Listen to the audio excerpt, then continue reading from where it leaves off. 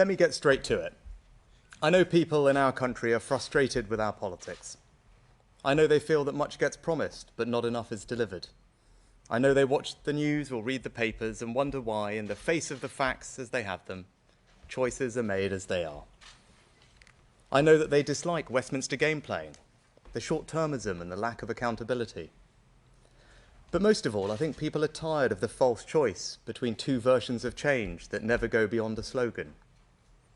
I've been Prime Minister for nearly a year now, and it is a privilege of my life. I know the fundamentals of our great country are solid and timeless. Its people are its greatest strength, economically and socially.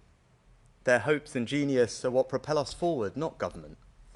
Government can set the framework, step in when needed, and step back when necessary. It can make big decisions. But what I've concluded during my time so far as Prime Minister is that those decisions, the decisions that could bring real change, change that could alter the trajectory of our country, can be so caveated, so influenced by special interests, so lacking in debate and fundamental scrutiny, that we've stumbled into a consensus about the future of our country that no one seems to be happy with. And this is because too often, motivated by short-term thinking, politicians have taken the easy way out, telling people the bits they want to hear, and not necessarily always the bits they need to hear. Now, we are making progress, including on my 5 priorities. Inflation, down again today and on track to be halved. Fastest growth in the G7 over the last 2 years. Debt on target to be falling. The NHS, treating more patients than last year. And small boats, crossing significantly down on last year. But put simply, that isn't enough. If for too many there remains a nagging sense that the path we're on, no matter which party is in government, isn't quite what we hoped for, and that no one seems to have the courage to say so. That we make too little, that we spend too much, that things take too long, and that even when we know these things, we seem powerless to change them. Now, I'm here today to tell you that we do not have to be powerless. Our future doesn't have to be a foregone conclusion. Our destiny can be our own choosing, but only if we change the way our politics works. Can we be brave in the decisions we make, even if there is a political cost? Can we be honest when the facts change, even if it's awkward? And can we put the long-term interests of our country before the short-term political needs of the moment, even if it means being controversial? I've spent my first year as Prime Minister bringing back stability to our economy, your government, and our country. And now it is time to address the bigger long-term questions we face. The real choice confronting us is, do we really want to change our country and build a better future for our children? Or do we want to carry on as we are? I've made my decision. We are going to change. And over the coming months, I will set out a series of long-term decisions to deliver that change. And that starts today, with a new approach to one of the biggest challenges we face, climate change. No one can watch the floods in Libya or the extreme heat in Europe this summer and doubt that it is real and happening. We must reduce our emissions. And when I look at our economic future, I see huge opportunities in green industry. The change in our economy is as profound as the Industrial Revolution, and I'm confident that we can lead the world now as we did then. So I'll have no truck with anyone saying we lack ambition.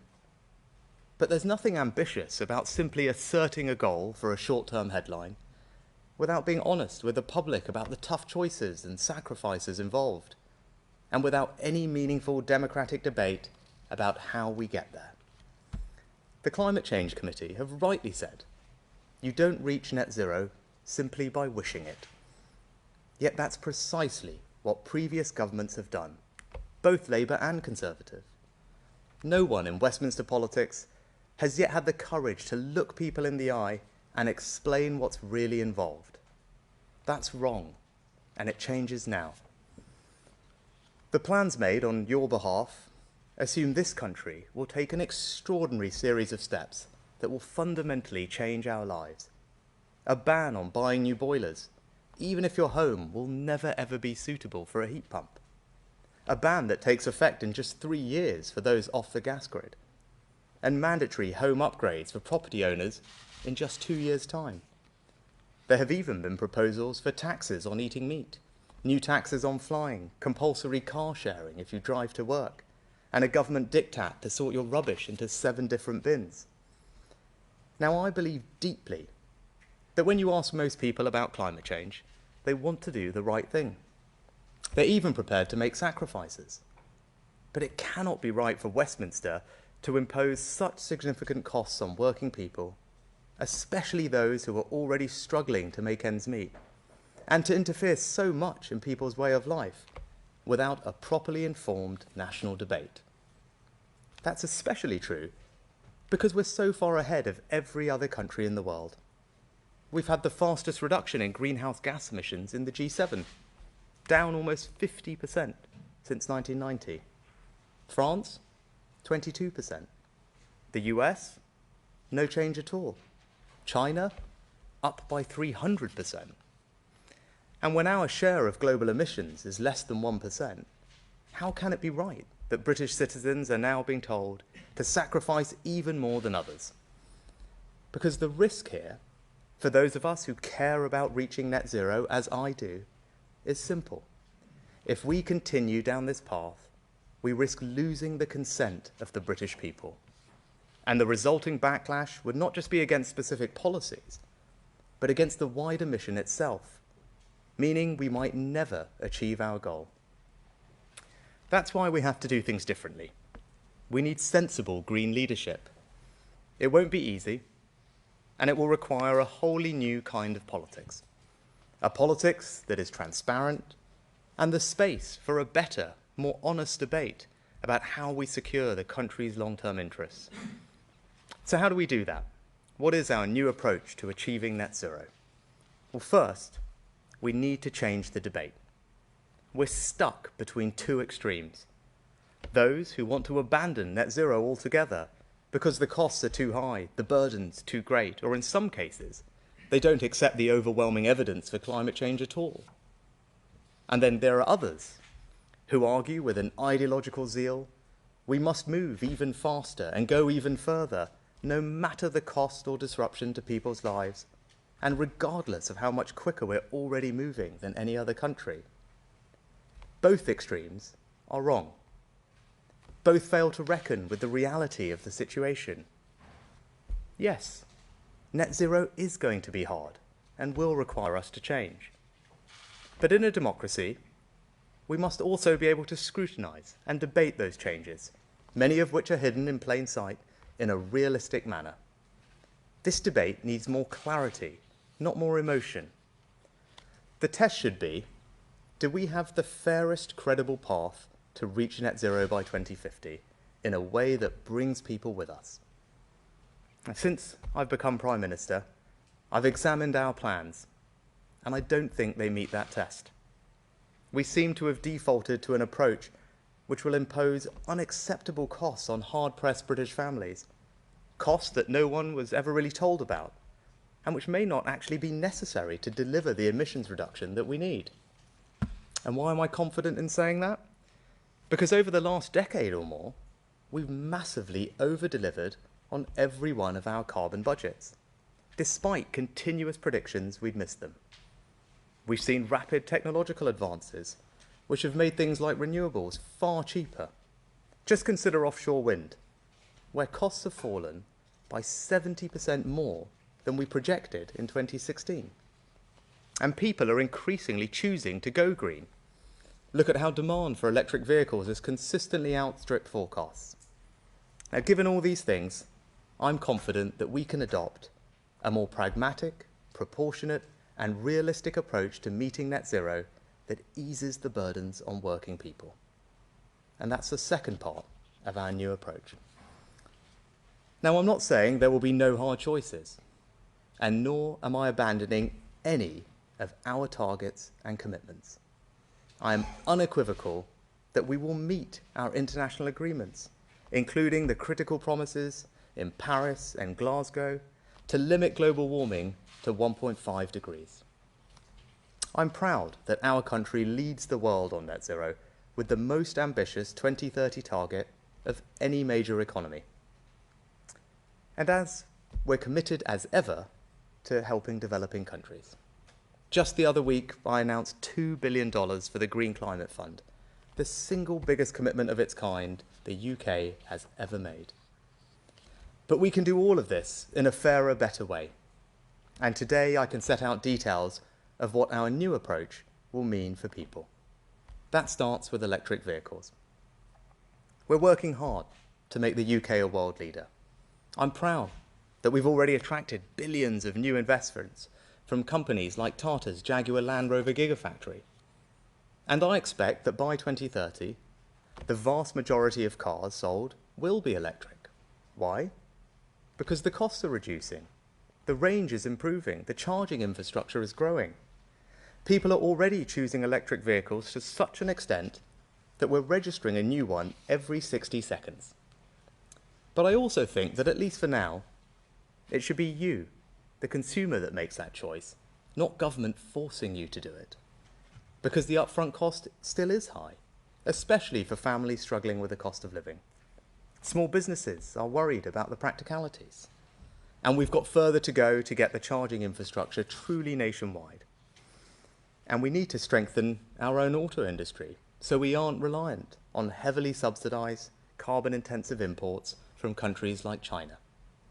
So to give us more time to prepare, I'm announcing today that we're going to ease the transition to electric vehicles. You'll still be able to buy petrol and diesel cars and vans until 2035. Even after that, you'll still be able to buy and sell them second-hand. We're aligning our approach with countries like Germany, France, Spain, Italy, Australia, Canada, Sweden, and US states such as California, New York, and Massachusetts, and still ahead of the rest of America and other countries like New Zealand. Now, to get to net zero, we also need a fairer, better approach to decarbonising how we heat our homes. We're making huge advances in the technologies that we need to do that, like heat pumps. But we need a balance between incentivising businesses to innovate so heat pumps become even cheaper, more effective and more attractive, but without imposing costs on hard-pressed families at a time when technology is often still expensive and won't work in all homes. For a family living in a terraced house in Darlington, the upfront cost could be around £10,000. Now, even the most committed advocates of net zero must recognise that if our solution is to force people to pay that kind of money, support will collapse and will simply never get there. So I'm announcing today that we will give people far more time to make the necessary transition to heat pumps. We'll never force anyone to rip out their existing boiler and replace it with a heat pump. You'll only ever have to make the switch when you're replacing your boiler anyway, and even then, not until 2035. And to help those households for whom this will be the hardest, I'm introducing a new exemption today so that they will never have to switch at all. Now, this doesn't mean I'm any less committed to decarbonising our homes. Quite the opposite. But rather than banning boilers before people can afford the alternative, we're going to support them to make the switch. I'm announcing today that the boiler upgrade scheme, which gives people cash grants to replace their boiler, will be increased by 50% to £7,500. There are no strings attached, the money will never need to be repaid, and this is one of the most generous schemes of its kind in Europe. Next, energy efficiency. Now, this is critical to making our homes cheaper to heat. That's why we've got big government grants, like the Great British Insulation Scheme. But under current plans, some property owners would have been forced to make expensive upgrades in just 2 years' time. For a semi-detached house in Salisbury, you could be looking at a bill of £8,000. And even if you're only renting, you'll more than likely see some of that passed on in higher rents. That's just wrong. So those plans will be scrapped. And while we will continue to subsidise energy efficiency, we'll never force any household to do it. And that's not all. The debate about how we get to net zero has thrown up a range of worrying proposals, and today I want to confirm that under this government, they will never happen.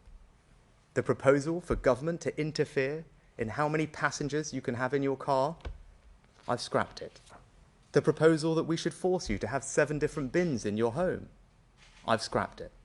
The proposal to make you change your diet and harm British farmers by taxing meat, or to create new taxes to discourage flying or going on holiday, I've scrapped those too. And nor will we ban new oil and gas in the North Sea, which would simply leave us reliant on expensive imported energy from foreign dictators like Putin. We will never impose these unnecessary and heavy-handed measures on you, the British people. But we will still meet our international commitments and hit net zero by 2050. And if we're going to change politics in the way I'm talking about, we can never allow carbon budgets to be set in the same way again. The last carbon budget process was debated in the House of Commons for just 17 minutes and voted through with barely any consideration given to the hard choices needed to fulfill it. It was the carbon equivalent of promising to boost government spending with no way to pay for it. That's not a responsible way to make decisions which have such a bearing on people's lives. So when Parliament votes on carbon budgets in the future, I want to see it consider the plans to meet that budget at the same time. If the first part of our new approach to meeting net zero is to change the debate, and the second part is a more pragmatic, proportionate, and realistic approach that eases the burdens on families, then the third is to embrace with even greater enthusiasm the incredible opportunities of green industry and take the necessary practical steps to create whole new sectors and hundreds of thousands of good, well-paid jobs right across the country. We're already home to 4 of the world's largest offshore wind farms. We're building an even bigger one in Dogger Bank and improving our auction process to maximise private investment into this world-leading industry. We're lifting the ban on onshore wind. We're investing in 4 new clusters to capture and store carbon from the atmosphere. And we're building new nuclear power stations for the first time in 30 years.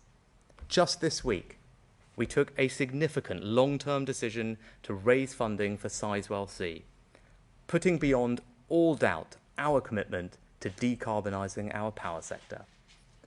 And later this autumn, we'll shortlist the companies to build a new generation of small modular reactors.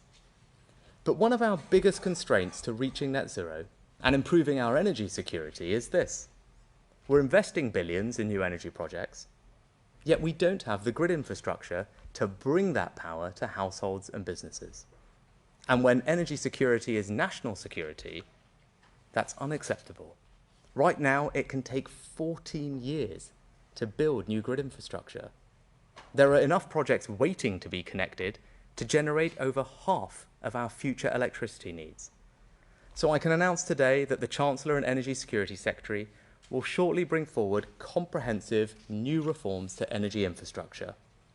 We'll set out the UK's first ever spatial plan for that infrastructure to give industry certainty and every community a say. We'll speed up planning for the most nationally significant projects, and we'll end the first-come, first-served approach to grid connections by raising the bar to enter the queue and make sure those ready first will connect first. So from offshore wind to nuclear to a revolution in our energy infrastructure, investors should have absolute confidence that we're getting on with the job and the UK will remain the best place in the world to invest in the green industries of the future. Not least because of something else that this country has always excelled at, innovation in new technologies. As a country that emits less than 1% of the world's carbon emissions, one of the most powerful contributions we can make is our unique ability to develop new technologies that can help the world. Like the Sense Wind team in Scotland developing the technology to service offshore floating wind turbines while still out at sea. Or the researchers at Cambridge who pioneered a new way to turn sunlight into fuel. And that's why today we're going further, creating the new £150 million Green Future Fellowship. This will support at least 50 leading scientists and engineers to develop real, breakthrough green technologies. And it builds on the £1 billion I invested as Chancellor in the Net Zero Innovation Portfolio. And finally, we can't tackle climate change without protecting nature, and vice versa. Just the loss of forests alone accounts for the equivalent of 10 times the global emissions of the entire United Kingdom. And in the coming weeks, ahead of my attendance at COP28, I will set out the next stage in our ambitious environmental agenda. So in conclusion, this country is proud to be a world leader in reaching net zero by 2050. But we simply won't achieve it unless we change. We're now going to have a better, more honest debate about how we get there. We'll now have a more pragmatic, proportionate and realistic approach that eases the burdens on families, all while doubling down on the new green industries of the future. In a democracy, that's the only realistic path to net zero. Consent, not imposition. Honesty, not obfuscation. Pragmatism, not ideology. That's how we'll turn the challenge of net zero into the greatest opportunity and the proudest achievement of our lifetimes. And this is just the start.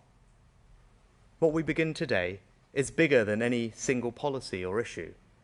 We are going to change the way our politics works. We are going to make different decisions. We won't take the easy way out.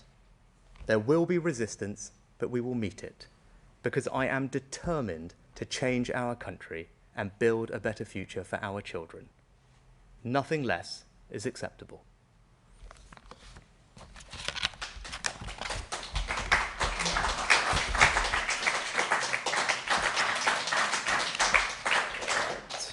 I've turned some questions from the media. Could we start with the BBC, please? Thank you, Prime Minister. Chris Mason, BBC News. Boris Johnson says you're faltering. Businesses say you've robbed them of certainty, and one of your former cabinet colleagues suggests that this risks putting you on the wrong side of history. Is this all because you're panicking about losing the election?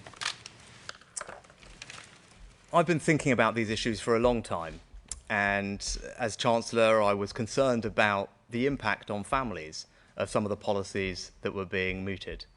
When you think about it, as I mentioned, policies that would cost a typical family around the country £5,000, £10,000, £15,000, and we seem to be on autopilot to just adopt these things. I didn't think that was right at the time, and now as Prime Minister, I've got an opportunity to change things.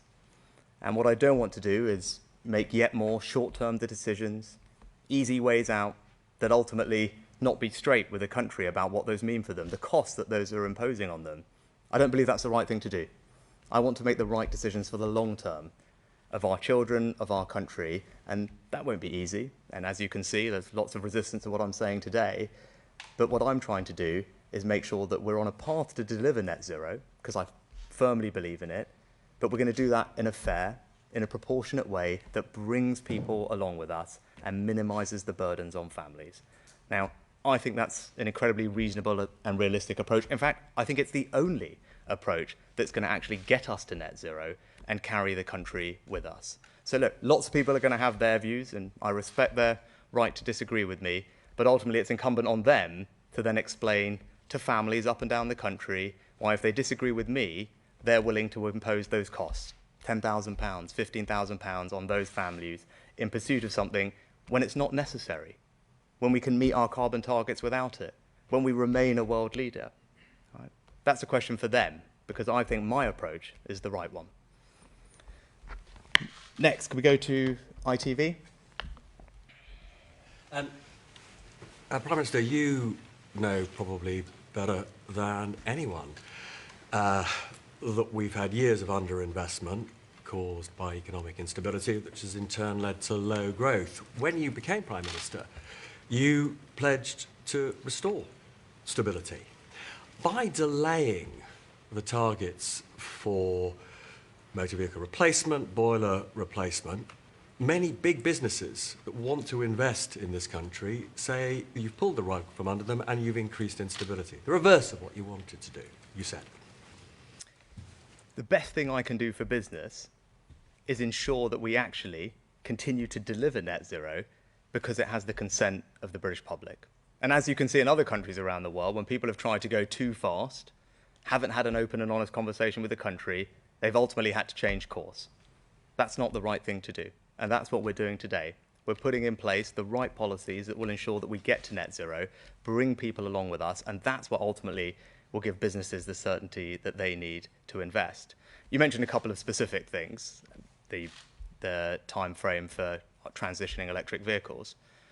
As I pointed out, 2035, that's the same target as that in France, Germany, Italy, Spain, Canada, Australia, California. I can go on. That is the global mainstream target. In an industry that is global in nature with imports and exports that we are integrated into, it's hard for anyone to say that that is somehow putting us at a disadvantage. I also think what the auto industry wants us to deliver, which we will now be able to, is our mandate to get from here to there. Because, as I said, this is about 2035 is one aspect of it, but between now and then, we are going to make progress in transitioning to electric vehicles. And we're working with industry, put in place the pathway to get there that they are incredibly supportive of. The other thing I would say to industry is we're doubling down on the other things that they want from us, and that's grid infrastructure. If I speak to any business today that is interested in this space, and my cabinet colleagues over there will be nodding, right? If you speak to Mark, speak to Kemi, speak to Claire, what does every business ask them about? How do we connect to the grid faster? We want to decarbonise. We want to grow. But if it's going to take us years to connect, that's not going to work. We're not going to get to energy security or net zero that way. That's why the reforms that I announced today that the Chancellor and the Energy Security Secretary will flesh out in more detail in the coming weeks will make a transformative difference for business, and particularly those in the power sector, those companies that are queuing up to deliver more renewables, and you'll know that because you speak to them as well, Robert.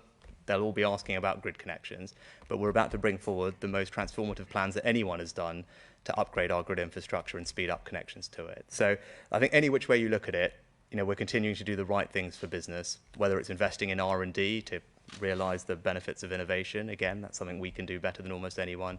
Speeding up grid connections, but most importantly, providing the certainty and clarity that we have a path that is sustainable because it's going to be done with people's consent.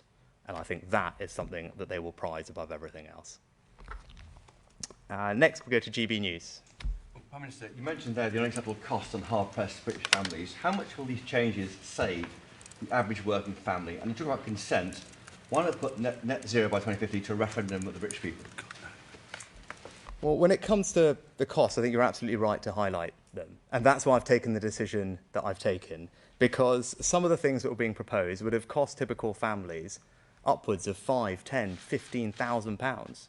Obviously, it depends on the type of property you live in, but for some people off the gas grid, forcing them to install a heat pump would have meant not just the cost of a heat pump, which could be in property like that, something like £13,000 instead of the boiler that they would have done, but also could have meant that they had to make costly improvements to their energy efficiency at the same time, which could have been upwards of £20,000.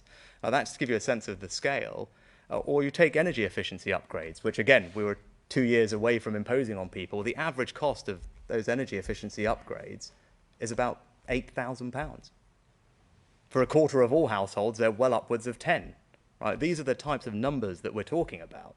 So, look, I get that lots of people out there are going to be critical of what I'm doing today. They'll have their own views. But as I said earlier, I guess the question for all those people who are criticising this approach is to ask them to justify to all those families up and down the country why they think it's right, to ask them to find £5,000, £10,000, £15,000, £20,000 at a time when budgets are obviously tight, because we're working on getting inflation down, in pursuit of a goal that we can deliver without doing those things in a measured way, and still at the same time be world leading with our ambition. That's the question for everyone else. I'm interested in doing the right long-term thing for the country and actually bringing people along with me and minimising those costs on families. And that's why I think what we're announcing today, it is a break from the past, it is a change. It's a different way to approach these decisions, but I think it's the right thing to do, and I think it will have very broad support in the country. Referendum? No, I think we've had enough referendums, quite frankly. But I think the point about consent is important, and that's motivating me to do what I'm doing today. As I said, we haven't had an honest conversation about these issues in a long time. Right? It's not enough to just announce these targets, because it's a great headline in the short term, but kind of will this thing to happen. That's not right. That's not the type of leadership that I believe in, right? I'm Prime Minister. I want to be upfront and honest about what we're doing. I believe in net zero. We're going to get to net zero, but we're going to do it in a fair and proportionate way that is mindful of the impact on families. I'm absolutely confident we can do it. We're going to double down in all the areas where we can make a massive difference. We're going to save people money in the process. But throughout, we will do it with people's consent, because that is how we're going to bring them along with us. And if we don't do that, those of us who believe in delivering it will lose people. And that's not right. And that's what I'd say to those people on the extremes of this debate, the people who approach this with an ideological zeal that they will happily pay any price, they'll impose any cost on families in pursuit of it. That's not right. And what you will end up doing is damaging the cause of net zero, because people will be turned off. And I don't want to see that happen. Next, we go to the Times. Prime Minister, you've talked about phasing out the installation of new gas boilers from 2035. I've just been reading the Heat and Building Strategy from 2021, and it has exactly the same policy. So how is the policy you're announcing today any different from what the government's already committed to? So when it comes to heat, there are a range of different things that were being proposed. And of course, look, it's right, we need to decarbonise our heat first and foremost, right? Everyone who believes in net zero has to acknowledge that over time we need to change how we heat our homes. I want to be upfront with everyone about that, because that's what's necessary. I wouldn't be being straight with you if I was on the one hand saying we're going to deliver net zero, but then pretending that we weren't going to have to change how we heat our homes. We do, but we can do it in a much more measured way. Now, there were a range of things that were being proposed. In just a couple of years, some property owners were being forced to massively upgrade the energy efficiency of their homes at an average cost of about £8,000. We've stopped that from happening. A year after that, we were proposing that those off the gas grid were going to have to make changes to their boilers. And as I said, for many of those people, this was exorbitantly expensive or actually just deeply impractical. We've stopped that from happening. And for everybody else, we will have to make the change. Right? 2035 is the right type of time frame, because boilers on average last about 15 years. And if we want to get to 2050 and be net zero compliant, you work backwards, that's about the right time frame. So we shouldn't be doing things before then, but that's a sensible time frame to do it. But as I've announced today, we recognise that there are a number of properties for whom this just won't make sense with the technology and what we know today. And that's why we're introducing a new exemption, which will cover about a fifth of all households. But there are those houses up and down the country, either the extra improvements they have to make for their grid connection or the energy efficiency improvements they would have to make to install the heat pump, just either are not practically feasible or so disproportionately expensive that it's not right. So that new exemption today is a new policy, and as well as shifting the timelines out to 25. But again, also, because I am committed to doing this, I'm being upfront that that will need to happen, and we're supporting people today to make the change. So we have a scheme called the Boiler Scrappage Scheme, which provides families with £5,000 right now if you want to make that transition yourself. I'm increasing that today by 50% to £7,500. Now, that's a significant increase. It means it's one of the most generous schemes in Europe.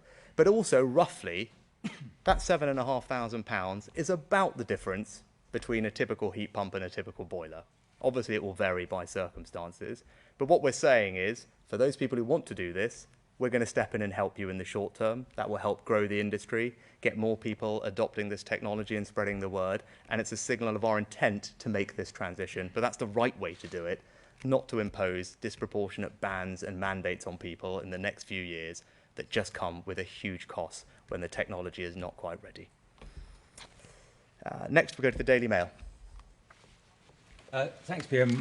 Jason Groves from the Daily Mail. You mentioned the government's carbon budgets. They're legally binding. Some of this other stuff is in law. Can you deliver this package without changing the law?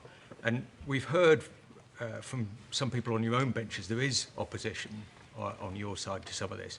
Are you confident you can win those votes? You're the chief whip lurking over there. What's he telling you? Can you carry the party on this? On the first one, I just want to be absolutely unequivocal about this. We remain completely 100% committed to all our targets, both our international targets, Paris, COP, but also our domestic targets. The nationally determined contributions to 2030 target, all of those remain. Not just are we committed to them, though, we are confident of delivering them. The Energy Security Secretary and I have spent a lot of time since she got the job, to go over all of this, and we are entirely confident that even with these changes, we are still on track to meet all our obligations. And obviously, as you'll know, under the legislation that we have that you pointed to, the Energy Security Secretary has an ongoing responsibility to ensure that we're on track and does regular reviews of all this under Section 13 of the Climate Change Act, and we will continue to do all of that. And that's why I'm confident I can stand here today and make these announcements, whilst also saying that we are confident that we can continue to deliver on all our commitments. And look, on your second question about people who disagree, as I said, there can be a range of different opinions on this. I accept that this is a controversial topic, but I think the debate on this has been charged with far too much emotion and not enough clarity. Right? And there are people on extremes of this debate from either side. I don't think those extremes are right. I think the broad majority of people in this country, they believe in net zero, they're prepared to sacrifice for net zero, but they just want that to be done in a proportionate, pragmatic, and realistic way, and they want people to be honest with them about what's involved. And that's the approach that we're putting in place today. And for those people who disagree with that, as I said, it's on them to explain to families around the country why, if they disagree with me, they think that those families should be forced to pay £5,000, £10,000, £15,000 to do things that are not necessary to get us to net zero, and at a time when budgets are already tight, and we continue to lead the world in bringing down carbon emissions. And as I said, I hope that as now people, rather than looking at the speculation, but having now seen what I've actually said and the detail of what we're saying, can digest it, absorb it, and I think it will command very broad support, not just in our party, but also in the country. Next, the Sun. Thank you, Prime Minister. Harry Cole from the Sun. You say you're changing gear and going to make some very big policy announcements and big high-risk decisions in the coming months. Is this the start of some sort of political baseball to try and turn that 20-point poll deficit around? And on a theme, you say you want to be honest and open about hard choices. Is HS2 next? Can you guarantee that it remains your government policy for a high-speed rail train to go from Euston to central Manchester? Thank you. Well, look, it's a very generous comparison to baseball, which as a cricket fan I will certainly bank. But look, no, this is not actually about politics. Right? This is not about the politics. This is about doing what's right for the country in the long term. This is about me having had this job for just under a year, thinking hard about the things that will make real difference, that will bring real change to this country, that will put this country on a different trajectory and build a better future for our children, and recognizing that those decisions are going to be controversial, but I'm going to do the right thing, and that's the change that I'm going to bring, because we can't deliver that better future for the country. We can't deliver the change that people want to see unless we change how we do politics, and this is an example of that. Now, I'm not going to speculate on all the other things, but this is something that many people have grappled with for a long time, and what I want to do, as I said, is bring transparency and clarity to this debate and set out a very clear direction of travel, which I appreciate is different from what's gone before, but I'm not apologising for that, because I think this approach is the right one. And this one is the one that I think the country deserves. This is what the country needs, and this is what we will deliver. HS2? As I said, I'm not going to speculate on lots of the other things that people will be talking about. What I'm focused on today is something that the Sun in particular has been campaigning on for a long time, is finding a fair, proportionate, pragmatic way to deliver net zero, bring the country along with us, and that's what we're delivering today. Next, can we go to The Guardian? Thanks, Prime Minister. Pippa Carrera from The Guardian. I think a lot of people listening to you will be wondering what exactly you're going to do to replace the specific targets that you're rolling back on today in order to meet that net zero target for 2050. Can you give us a bit more specific idea of how you're going to do that? And also, if I can ask, you've often said that your daughters are the experts on climate change in your household. How are you going to explain your decision to water down your climate targets today to them? And do you think they'll buy it? So in terms of meeting our climate obligations, I guess it's the same answer that I've given before. The Secretary of State has an ongoing responsibility to ensure that we're on track to deliver all our commitments. We believe we are. There are obviously regular reviews of that happen, but because of all the things that I talked about earlier, the fact that we've consistently over-delivered, the fact that costs are coming down faster than we expected, the fact that adoption is happening faster than we thought. Those are all reasons, as well as the myriad of other policies that are in the mix. There's over 100 different policies that are all play a part in helping us deliver our goals. So it's not as simple as one in, one out. You have to constantly look at that entire mix of things, how they're delivering, what the environment is, and that's how the Secretary of State makes our regular assessments. But we believe we are absolutely on track to deliver our commitments, which again, as I would iterate, and this goes to your second point, about which I just disagree with. I think it is absolutely wrong to describe in any way, shape or form what I am doing today as watering down our targets. Our targets remain, right? Our commitment to net zero and the Paris and COP agreements that we signed remains. And our nationally determined contribution, our 2030 target, remains. And again, just for clarity, because this is the only thing that everyone is consistent on, we are forecast and we have committed to reduce our carbon emissions by 2030 by 68%. There is no other advanced economy in the world who comes close to that kind of commitment. That's a commitment that we're sticking to today. It's a commitment that we're confident we can deliver. Just to give you a sense, we're at 68%. Where's the EU? 55%. Australia, 45%. America, Japan, 40%. Canada, 20%. New Zealand, 18%. Right? So this idea that we're watering down our targets is just wrong, right? And this goes to this debate where there's all this emotion in it and people on extremes, but those are the facts. So if someone thinks that what we're doing is somehow not sufficient, not ambitious enough, I don't know what they'd say to pretty much every other country in the world, because we are way out ahead already and continuing to maintain that leadership. So I'm very confident that what we're doing is right, because not only do we have these world-leading targets, we're actually just doing it in a better way that will bring the country along with us and save families thousands of pounds. And there's nothing watering down about that. But that's why I have no problem whatsoever defending it, not just to my daughters, who, quite frankly, these aren't, it's not them who are going to have to fork out 10 grand, right? This is the families up and down the country right now who are working hard. Inflation is higher than any of us would like it to be, but thankfully today the numbers show that we're on track to bring it down. And the question is, I don't want those families to have to bear unnecessary costs at the same time as delivering all these things, and we don't have to. So I'm entirely comfortable with what I'm doing, and I think it's entirely wrong to describe it in any way, shape or form as watering anything down. And lastly, LBC. Hi, Natasha Clark, LBC. Theresa May brought in the net zero target in 2019, as you know. Why has it taken the Conservative Party 4 years to be honest about the cost of net zero and what it all means for us? And will you now be honest today and admit that despite this delay, despite these pushing back, getting to net zero will cost Britain and the taxpayer quite a lot of money? I don't think this is about actually individuals or personalities. As I said in my speech, right, look, we talk about net zero in 2008, the original act, and I think both parties over that long period of time, haven't had this honest conversation with the country about what exactly is involved. And there are lots of reasons for that, but it's not easy, right? You can see all the flack I'm getting today and yesterday because trying to have this conversation when it's charged with so much emotion, when there's people who are just very ideological about it, is not an easy thing to do. But that's not going to stop me from doing what I believe is right. Right, so I'm not going to chase the short-term headline. I'm not going to take the easy way out. That's not how I'm going to do this job. I am going to bring change because I want to put this country on a different trajectory. I want a better future for our children, and we're not going to get that unless we change how we do things. And today is the first example of a big change in approach, a change in the way we do politics, to put the long-term interests of the country first, ahead of the short-term and chasing the easy way out. And as I said, I think it's the right thing to do, and I genuinely believe it will command very broad support. Thank you very much for your time.